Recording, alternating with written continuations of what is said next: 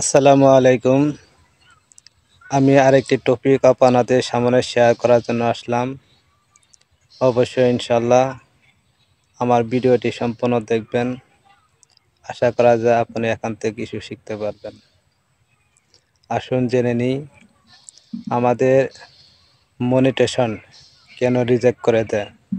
সেটা হলো long video ক্ষেত্রে আপনি প্রতিনিয়ত রিলস ভিডিও আপলোড করেন। প্রতিদিন 2টা 3টা 4টা 5টা 6টা করে রিলস ভিডিও আপলোড করেন, কিন্তু আপনি কেন লং ভিডিও আপলোড করেন না এটা জানেন? যদি আপনি কোনো সময় আপনার রিলস ভিডিও ভাইরাল হয়, সেক্ষেত্রে 60,000 মিনিট ওয়াচ টাইম হওয়ার ক্ষেত্রে আপনাকে ফেসবুক কোম্পানি লং ভিডিওর মনিটাইজেশন দিয়ে দিবে। তখন আপনি যখন লং ভিডিও সেট আপ করবেন, তখন কিন্তু ফেসবুক কোম্পানি আপনাকে রিজেক্ট করে দিবে। কেন রিজেক্ট করে দিবে জানেন তো? আপনার প্রোফাইলে লং ভিডিও নেই, তখন তারা আপনার সেট আপ গ্রহণযোগ্য হবে না। 1 মাস পর আপনাকে রিজেক্ট করে দিবে।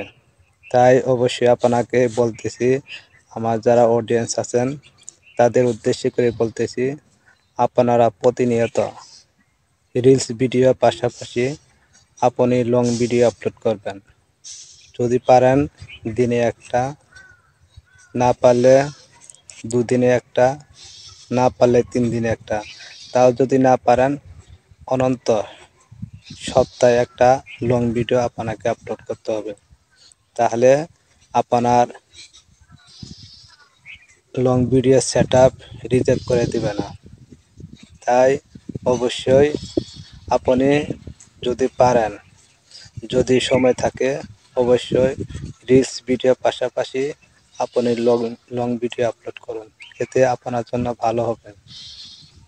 এর জন্যই আমরা যখন আমাদের রিলস ভিডিও ভাইরাল হওয়ার ক্ষেত্রে ফেসবুক আমাদের লং ভিডিওর মনিটাইজেশন দেয়। কিন্তু যখন আমরা সেট আপ করতে যাই, তখন কিন্তু কোম্পানি আমাদের রিজেক্ট করে দেয়। শুধু এই কারণে রিজেক্ট করে দেয়। তাই আমার অডিয়েন্স যারা আছে তাদেরকে আমি বলতেছি, আমরা ইনশাল্লাহ চেষ্টা করব রিলস ভিডিও পাশাপাশি লং ভিডিও করব।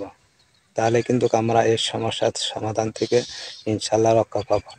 এভাবে যদি আমরা ইনশাল্লাহ কাজ করি, তাহলে আমরা অতি তাড়াতাড়ি এখান থেকে ইনকাম করতে পারবো। আশা করছি সবাই ইনশাল্লাহ ভালো থাকুন, সুস্থ থাকুন, আর ফেসবুকের গাইডলাইন মেনে কাজ করুন। তাহলে সফল নিশ্চিত ইনশাআল্লাহ।